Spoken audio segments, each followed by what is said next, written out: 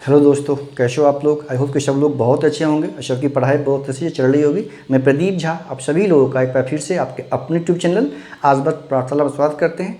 आज बहुत सारा कमेंट आ रहा था, इसलिए जेएसएससी टीजीटी पीआरटी से रिलेटेड देखिए क्या होता है कि जब कुछ वैसा न्यूज होगा तो मैं खुद ही आकर के बता दूंगा, लेकिन छात्र स्टूडेंट का इतना कमेंट आने लगता है और इतना परेशान हो जाते हैं, तो इसलिए मुझे क्या है कि कुछ ना कुछ आके बताना पड़ता है। लेकिन जब वैसा कुछ ऑथेंटिक और एग्जैक्टली न्यूज होगा जो आप लोगों के लिए जानना बहुत ज़रूरी हो, मैं खुद ही ज़रूर आके कन्वे कर दूंगा। जैसा कि आपको पता है कि अभी जेएसएससी के द्वारा कुछ न कुछ, जैसे कभी किसी सब्जेक्ट का जो है डिस्ट्रिक्ट प्रेफरेंस मांगा जा रहा है, किसी सब्जेक्ट का वो उसका फाइनल रिजल्ट का प्रकाशन किया जा रहा है। अभी डीबी का काम जो है वो नहीं हो रहा है, ठीक है। तो जेएसएससी पहले जो डॉक्यूमेंट वेरिफिकेशन का काम अभी नहीं होगा, पहले क्या होगा कि जो रिजल्ट प्रकाशित होना है या जिसका डीबी हो चुका है, जिसका डिस्ट्रिक्ट प्रेफरेंस मांगा जा चुका है, उसका रिजल्ट प्रकाशन किया जाएगा। और जिसका डीबी होके अभी डिस्ट्रिक्ट प्रेफरेंस नहीं मांगा गया, उसका डिस्ट्रिक्ट प्रेफरेंस मांगा जा रहा है। तो आपने देखा होगा कि अभी जो है पहले अभी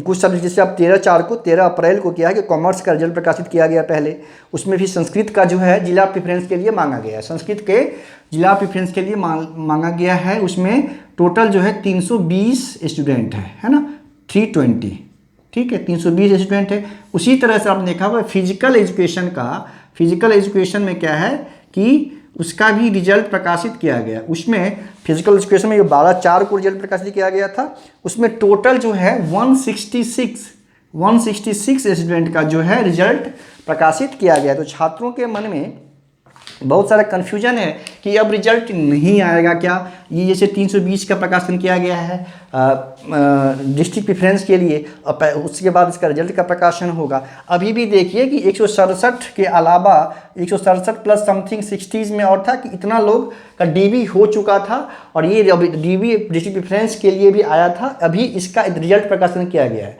लेकिन आप देखे होंगे कि जब भी रिजल्ट प्रकाशित किया गया है तो लास्ट में एक लाइन लिखा जाता है कि ये अंतिम इसको नहीं माना जाए।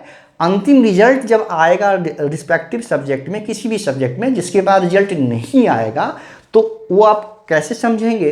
तो जब रिजल्ट के साथ उस सब्जेक्ट का जो कैटेगरी वाइज, जैसे अनरिजर्व्ड है, BC1 BC2 SC ST, इस तरह सबका individual minimum cut off marks जिस आधार पे स्टूडेंट को सेलेक्ट किया गया है, अगर जिस दिन वो साथ में आ जाएगा तो आप लोग समझना कि उस दिन के बाद उस सब्जेक्ट में अब कोई रिजल्ट या डीबी नहीं होगा, ठीक है। तो कुछ ही सब्जेक्ट का मेरे हिसाब से जो रीजनल लैंग्वेज है, जो बहुत कम पॉपुलर है, जिसकी सीटों की संख्या कम थी, कुछ ही सब्जेक्ट में कट ऑफ जारी कर दिया गया है। अब मैक्सिमम सब्जेक्ट में जो रिजल्ट आया है, जो कॉमन पॉपुलर सब्जेक्ट है, जैसे हिस्ट्री है या और भी कुछ सब्जेक्ट है, इसका रिजल्ट जिस चीज़ का आ गया है, आपने देखा होगा कि सभी में ये लिखा जा रहा है कि ये अंतिम रिजल्ट नहीं है। अंतिम रिजल्ट के प्रकाशन के साथ ही जो है मिनिमम जो कट ऑफ सिलेक्टेड स्टूडेंट का रिस्पेक्टिव कैटेगरी में उसका प्रकाशन किया जाएगा। तो आप लोग परेशान न हों, थोड़ा सा धैर्य बनाए रखें। सभी सब्जेक्ट में, फिजिकल एजुकेशन में मैं बता दूं, फिजिकल एजुकेशन में अब इतनी सीटें, मैं कोशिश कर रहा हूं एग्जैक्टली पता करने की, जानकारी प्राप्त करने की, इतनी सीटें बची हुई है कि 79 का कट ऑफ जो है अभी गया है, उसमें 79 तक का जो है आप या आप उसको डिस्ट्रिक्ट प्रेफरेंस कह लीजिए या रिजल्ट कह लीजिए, ठीक है, इतना तक का वो अभी तक अनरिजर्व्ड कैटेगरी में इतना रिजल्ट बना है। तो आप ये मान के चलिए कि इसमें 2 या 3 नंबर भी कम हो सकता है, ठीक, 3 नंबर यानी 76 या 77, इतना तो जरूर 2 या 3 नंबर कम होगा।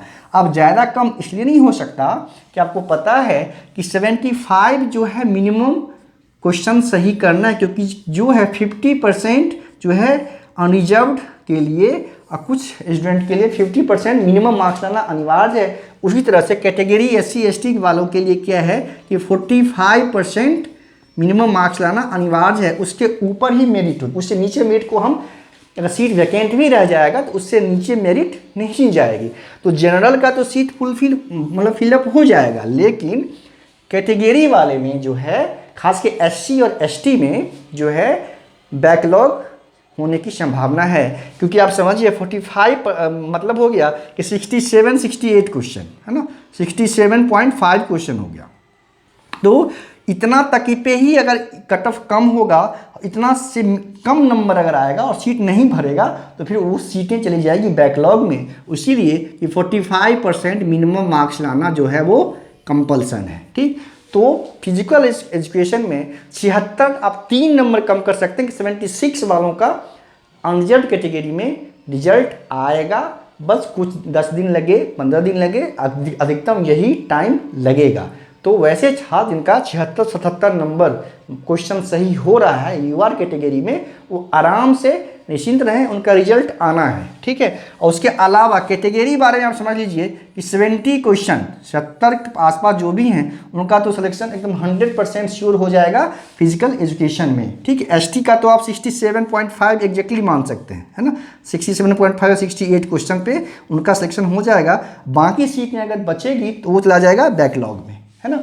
तो उसी तरह से आपने देखा होगा कि संस्कृत का 320 का आया है, फिर कॉमर्स का रिजल्ट आया है करीब 102 स्टूडेंट का। फिजिकल एजुकेशन में जो टोटल 166 स्टूडेंट का रिजल्ट आया है उसमें अनरिजर्व्ड का जो रिजल्ट है 114 है।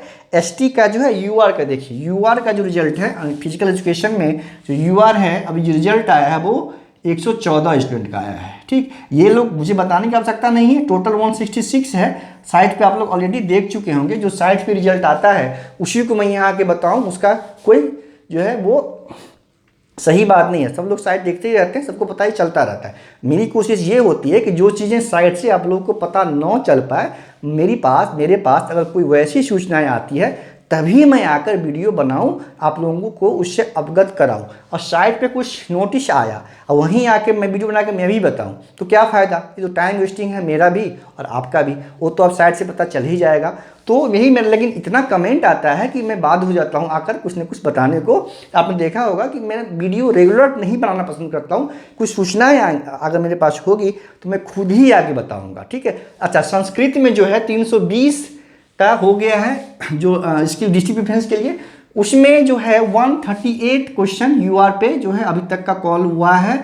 इसमें भी आप दो क्वेश्चन और कम करके जो है ये डीबी होगा बाद में, है ना। सीटें खाली हैं, ठीक है, सीटें खाली है क्योंकि पीजी वाला जो कंडीशन था ऐड हुआ, उसके कारण सीटें इसमें वैकेंट हैं अभी भी। ठीक है, और बाकी किस सब्जेक्ट में कितनी सीटें वैकेंट है, अगर एग्जैक्ट मुझे जानकारी प्राप्त होगी, ये पता करने की मैं कोशिश रेगुलर कर रहा हूँ, तो मैं ज़रूर आकर आप लोगों को ज़रूर कन्वे करूँगा कि रिस्पेक्टिव सब्जेक्ट में कितनी सीटें खाली है। और बाकी आप लोगों से मेरा ये विनम्र निवेदन है कि इस पे ज़्यादा ध्यान न देके आप जो अगली वैकेंसी है, कुछ लोग पीजीटी भरे होंगे, कुछ लोग जीएसएससी सीजीएल के लिए एलिजिबल होंगे, तो जीएसएससी सीजीएल का पे फोकस करिए, उसकी वैकेंसी भी बहुत जल्द आने वाली है। कुछ सीटों को लेके शायद कुछ सीट जो पहले जो वैकेंसी आई थी कुछ सीटें हो सकता है कि बढ़ कर आए, इसीलिए कुछ उसमें जो है विलम्ब हो रहा है। तो पहले जो वैकेंसी आई थी कुछ ना कुछ सीटें बढ़ने की संभावना है, तो और अच्छी बात है ये।